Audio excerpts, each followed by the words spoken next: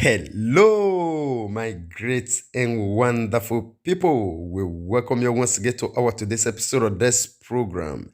And today we get to major news for our table. When we say we want quickly review to Una concerning the things when we say if they happen right now for inside this country, Nigeria. And for us to start with, we get this very one when we say we receive from this elder statement when they say in name now Mbazulike Amechi. And the title of this one to say Southeast and South governors said they will soon relocate to Abuja permanently because no hiding place for cowards. This one of the message when basically they receive from Mbazulike Amechi on May 3rd, 2021.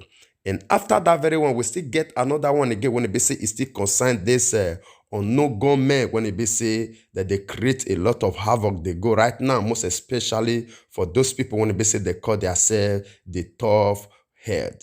And the title of this one talks say on no government say they don't burn down DSS office for Akwa Ibom.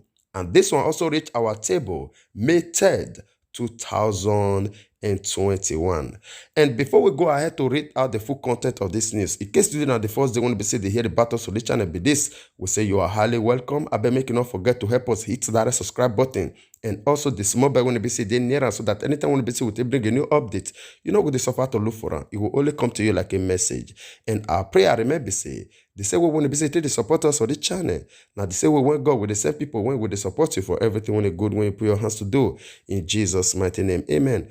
All right, maybe we'll do one or two readings, then we'll conclude together for the comment session. And as we put our hand there for inside this matter, the come make us understand, say, the situation of things for inside this country, even as we talk so, say it don't they draw attention of so many people when they say they still love this country to trouble themselves for the way when they say they'll find solution. And still on top of the matter, they can make us understand, say, those people, when they say that they occupy the southeast and also south region, say they don't begin to they call upon their own leaders to do the needful in order for them to secure their own region. And the contour say they don't begin to the task those their leaders when they say they did for their own region to make sure say they do the right thing and protect the lives of their people from the hand of all these kidnappers and also the unknown government when they say that they spread themselves all around the country. And even as we talk now, the elder statesman when they say in name na Chief Mbazulike Amechi, he don't they talk tough concerning this matter because of his own people. And again, the contour say the outspoken elder, why it be say it they react to the activities when it be say it they go on right now, most especially for the southeast and the south. Into say the governors for these two regions say they not they do enough to make sure say they secure the lives of their people for inside the region. And so therefore, he blamed these governors when it be say that they neglect their own people and always they run go Abuja for the end of the month. And it also southeast and south governors said they will soon relocate to Abuja permanently because no hiding place for cowards when it be say they don't fail to protect their own people. This one of the word when it be say Mbazulike Amechi release. All right, my great and wonderful people, this one of the news when it be say they receive presently from Chief Mbazulike Amechi. We really thank God for the life of this very man.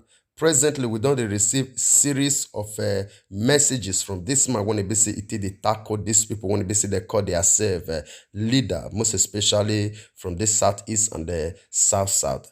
And from this very one, when they say injustice sent across right now, they tell them say no place for cowards when they be say enough to protect their own people. Honestly, this one are the word because the primary responsibility of these people now to make sure say the lives and property of the people when they be say he elect them, they secure.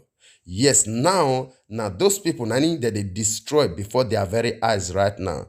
And only for them to they run go Abuja at the end of the month to they receive allowances. They come back, they grow fat, and they send their children abroad. Whereas their children, they know the heat when they say their people, they pass through, when they say that they enjoy those money, when they say that they pack, go they give them anywhere, when they say that they to secure their education, to secure their own feeding, to secure everything when they say it make life comfortable. Whereas the place when they say that they extract the money from, the people when they say that they pay the taxes, the people when they say that they do the labor, all of them, they die on daily basis. And the question when they say we they ask ourselves, not past, they say, how these people take they sleep? How they take they feel comfortable upon this very whole issue? How they fit they sit down, as in they will get peace of mind upon this situation? Now, waiting with they ask ourselves now in be this very one. Because honestly, if you give somebody responsibility and that thing is not coming forth and you are not seeing the light of it, I not see any reason why they say you will peacefully receive the salary, the benefits when they say it they come from that very thing. Because they give you that responsibility to pay you, to make you all right, so that you can as well, with your peace of mind, take proper care of that thing, to make sure so you maintain that thing to yield fruit. And now they see that thing, they die on daily basis. You will still joyfully go back, go receive your salary, eat, satisfy, and feel relaxed, sleep well. How it take the day possible? Which is to stir each and every one of us the heart of evil when it be say these people don't find their own self. Say this will not be ordinary. They not be ordinary human being. Because ordinary human being know if you open his or her eyes to they see the responsibility when it be say they give them, they die or they destroy on daily basis, whereas they still they go on to they receive the dividend and the benefit, they enjoy on top, they sit down, they laugh, and they, I don't understand. We can't imagine it. Our people always talk and say, if you talk, you go die. If you not talk, you go die. It better may we talk, may we die. Yes, now so it's supposed to be. Because the way when it be say things they go now, if we keep quiet, my person will die. If we talk, we will die. So may everybody rise up on our feet and begin to the talk. Anyhow, when it want be, if now God will say yes, now so we'll take go. May we go like that. If not be God's will, so definitely there will always be a way out. So it better may we use our voice now when it be say yes, time still they lead you for us. All right, my great and wonderful people, I will leave una now make una share una own opinion with us on the comment section. Really say a big kudos to our father when it be say in name na Chief Mbazulike Amaechi. Really they try, and may God protect this man and your own family, even as we pray in Jesus' name. Amen. All right, may we move down to another news. We'll leave una make una do the rest for us for the comment session. And moving on again, we get this very one when it be say it concern this on no government, when it be say God will bless. Yes, God will bless them. When it be said that they go burn down DSS office for Akwa Ibom. If these people not do anything when it be say, it cause us joy. For only this one when it be say una do, when it concern this DSS for Akwa Ibom, honestly, we really get joy for them. Because these people, they don't become thorns for our own flesh. Yes. If they meet these people one after the other, I believe say they will learn what they call righteousness and peace. Honestly, yes. For them to understand, say, as they do to others, now so other still do to them. Nobody, when it be say, it they above the law. Yes, who they kill something they eat for secret place, now something see they hide, they kill and chop. All right, may we go ahead, may we do one or two readings. Then we will leave and make una do the rest for us for the comment section. And as we put our hand there for inside this matter, they can make us understand, say, on no government say that it don't unleash a fresh attack for Akwa Ibom State as they destroy the facility of DSS office. And still on top of the matter, they can make us understand, say, as they gather the information for the incident when it be say it occur early hours of a Sunday when it be May 2nd, 2021. Also, they also see the facility of the DSS office when it be say it is located close to the INEC office when it be say they felt destroyed before. And as we put our hand there, the contour say the resident of Electoral Commission for Akwa Ibom State when it be say in name na Mike Igili, in talk say he don't receive information on Sunday morning. However, may we take note, say he no will fit talk now whether the people when it be say that they carry out this crime, whether they still be the same members of Eastern Security Network when they say that they call ESN, when they say they don't allege say that they attack police facility and they kill police officers for the local government area.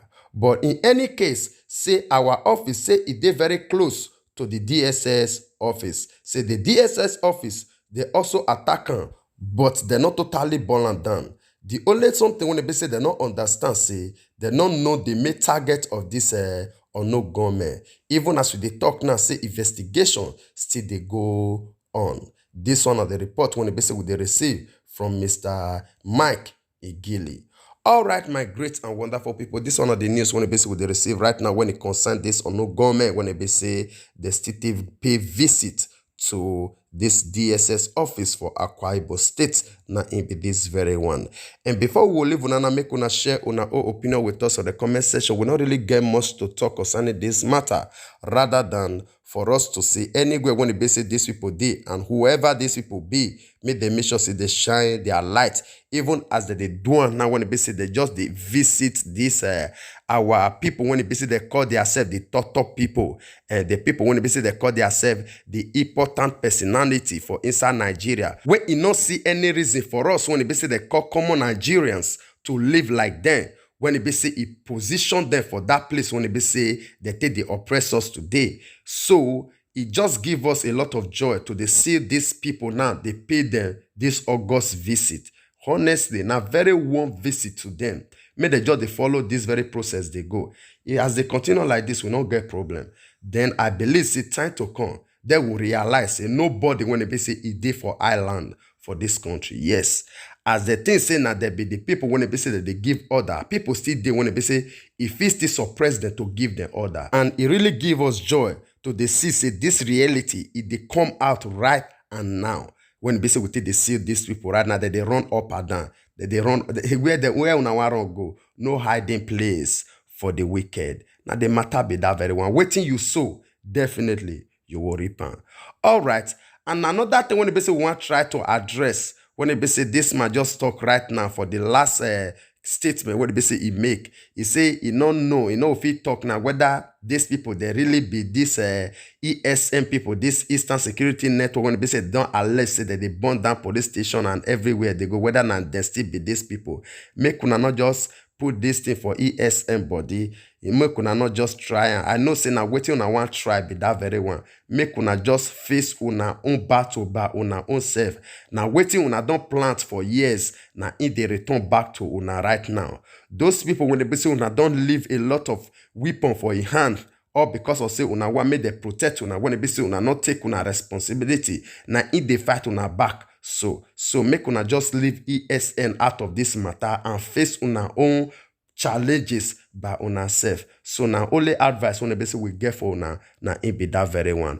All right, my great and wonderful people, I will just leave una now, make una share una opinion with us on the comment section. And before then, in case you did not the first day when they hear about us for this channel, be this, we say you are highly welcome. I bet make you not forget to help us hit that subscribe button and also the small bell when they say they near, so that anytime when they we bring a new update, when they suffer to look for it, it will only come to you like a message. And our prayer, remember say, they say we want to be saying to the supporters of the channel.